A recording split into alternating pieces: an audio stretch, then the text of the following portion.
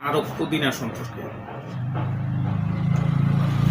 মূলত আমরা রমজান মাসে পুদিনা মুড়ির সাথে মেখে খেয়ে থাকি, কিন্তু এই পুদিনার বহু গুণ সম্পন্ন উদ্ভিদ।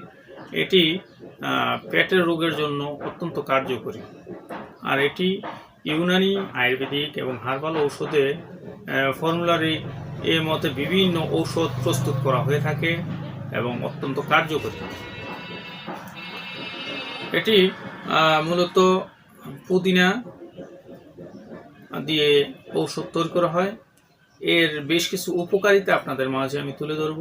কিভাবে ঔষধ প্রস্তুত করা হয় এত ডিটেলস আপনাদেরকে বলা সম্ভব নয়, কিন্তু এর উপকারিতা সম্পর্কে আপনাদের প্রাথমিক একটু ধারণা দেওয়ার চেষ্টা করব, যাতে আপনারা এই ভেষজটি আপনারা সেবন করতে খেতে পারেন।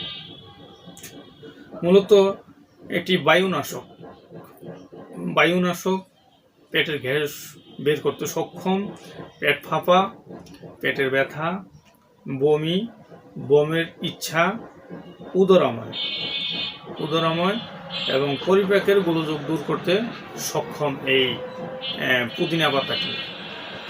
এটি আপনারা কিভাবে খেতে পারেন? এটি শুকনো পাউডার করে খেতে পারেন। আপনি আধা চামচ সকালে, রাত্রে 2 বেলা পানির সাথে মিশিয়ে, অথবা চার মতো করে কুসুম গরম পানিতে